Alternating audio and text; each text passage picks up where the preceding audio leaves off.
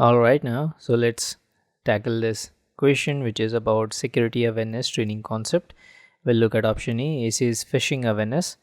Phishing awareness training equips employees to spot fraudulent communication attempts, thereby reducing the likelihood of falling the victim to these scams.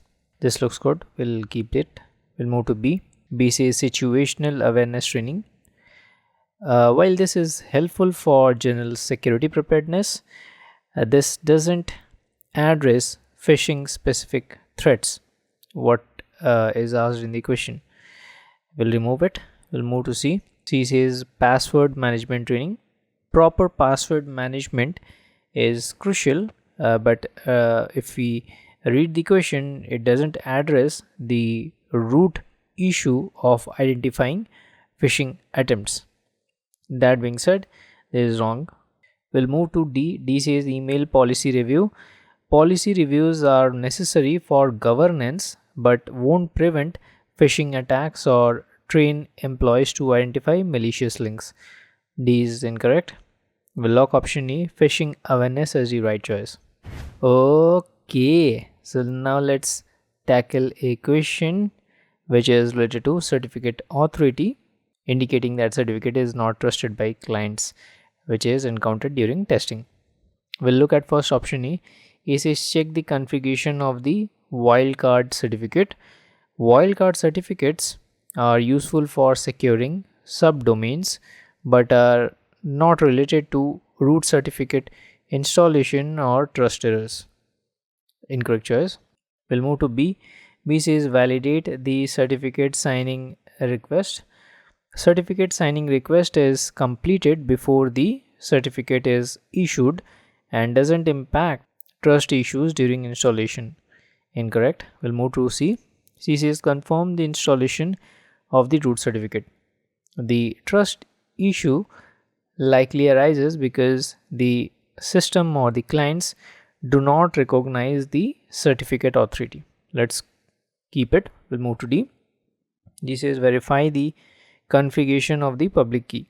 Public keys are included in the certificate itself and do not cause trust issues unless the certificate itself is invalid.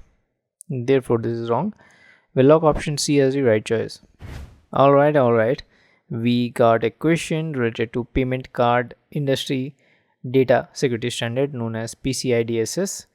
So, which of these is the most significant result faced by the retailer from its customers due to this failure?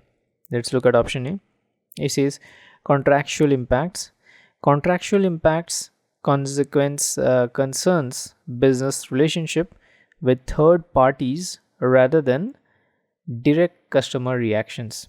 Incorrect. We'll move to B. B says sanctions. Regulatory actions affect the company's operations and compliance, but customer reactions are not tied to these outcomes. So this is incorrect. We'll move to C.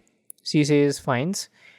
Financial penalties are impactful for business, but they are a consequence or result imposed by authorities, not by customers. Therefore, incorrect. No to D.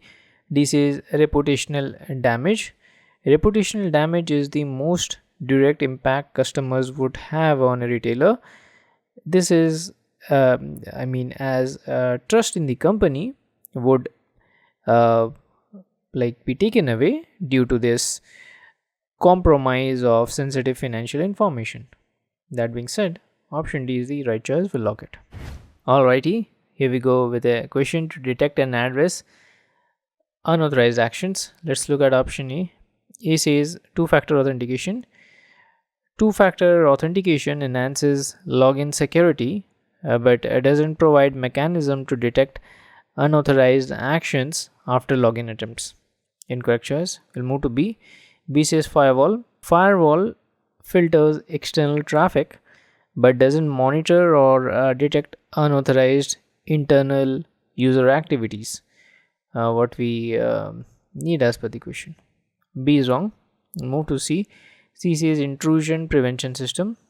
Intrusion prevention system focuses on blocking attacks from external threats, not on monitoring internal user actions like credential guessing attempts. Incorrect answer. We'll move to D. D says user activity logs. User activity logging allows the university to monitor and analyze server behavior, enabling the identification of unauthorized credential guessing attempts. That being said, D, user activity logs is the right choice. All right. Here we go with a question. Let's look at option A. A says contract a third party vendor to conduct a penetration test. Penetration test focuses on identifying specific vulnerabilities, not providing a comprehensive evaluation of security controls overall effectiveness. So this is incorrect. We'll move to B. B says conduct an internal annual security assessment. Annual self-assessment lacks independence, which is a key requirement highlighted in the question if you look. Therefore, wrong choice. We'll move to C. C says grant each client the authority to perform individual audits. This option is inefficient and impractical when dealing with multiple clients, leading to duplicated efforts. Hence, wrong choice. Let's move to D. D says obtain an independent third-party attestation report. A third-party attestation report offers a reliable and independent assessment of security controls, meeting the client's need for a formal, unbiased opinion. Therefore, D is the right answer. All right.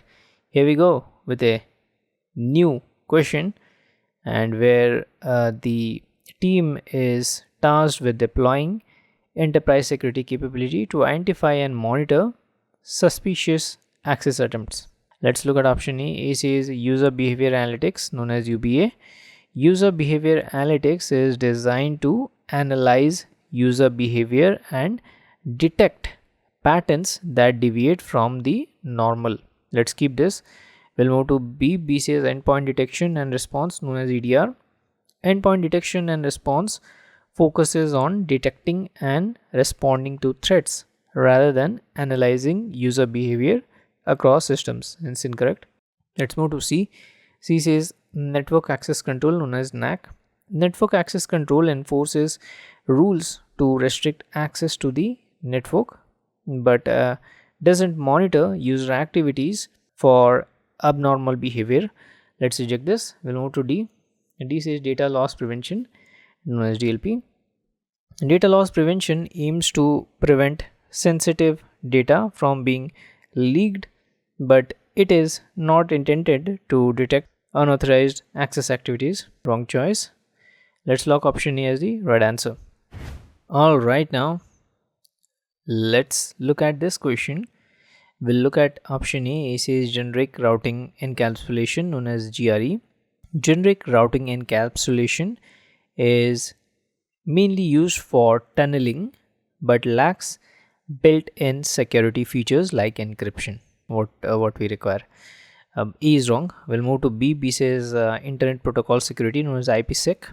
Internet protocol security is commonly used for securing communications through encryption and integrity.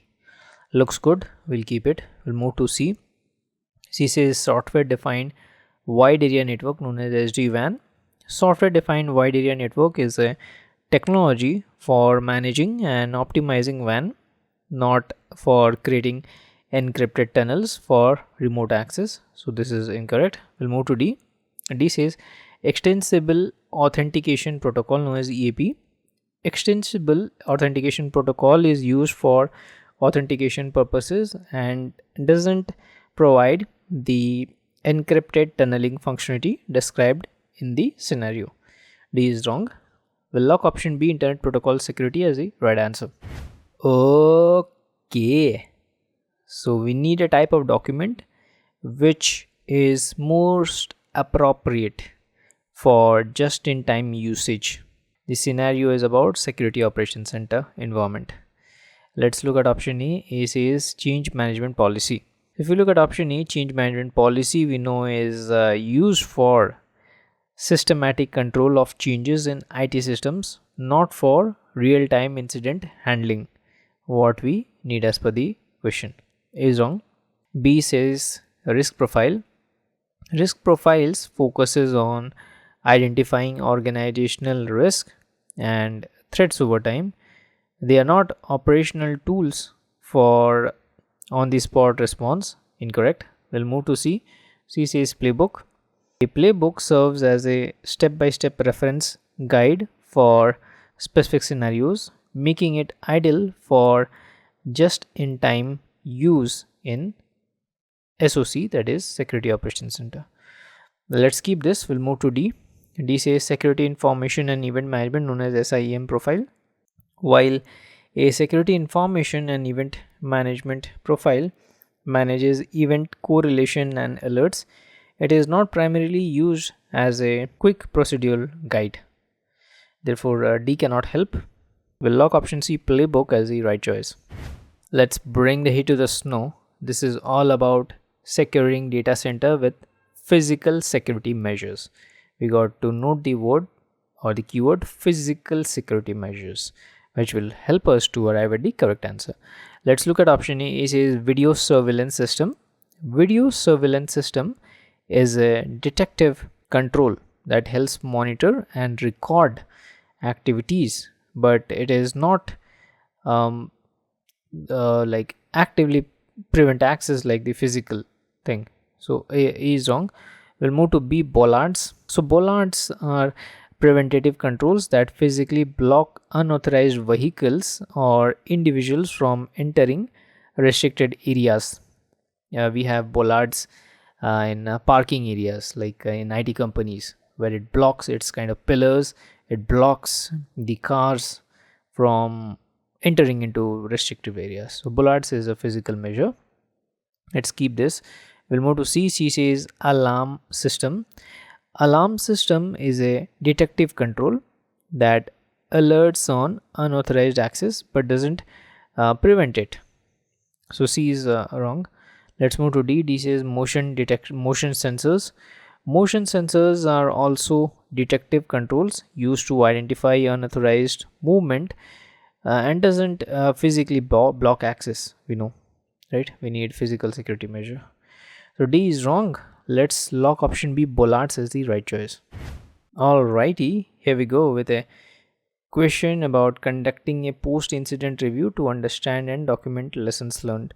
We'll look at option A. A says investigating and identifying the underlying cause of the incident. Post-incident reviews involve analyzing the root cause to prevent similar incident in future. So let's keep this. We'll move to B. B says designing strategies to address potential future risk of the incident. This is a part of risk management and not tied to post-incident review phase. Therefore, incorrect. We'll move to C. C says ensure the evidence collected during the incident investigation is accurate. This option is a part of investigation phase, not a post-incident review. So this is again out. We'll move to D. D says restoring the configuration and setting of the affected system. This option belongs to the recovery phase of the incident response, not a review phase. So this is again wrong. We'll lock option A as a right choice. So please don't go away. Let's meet in next part of this series.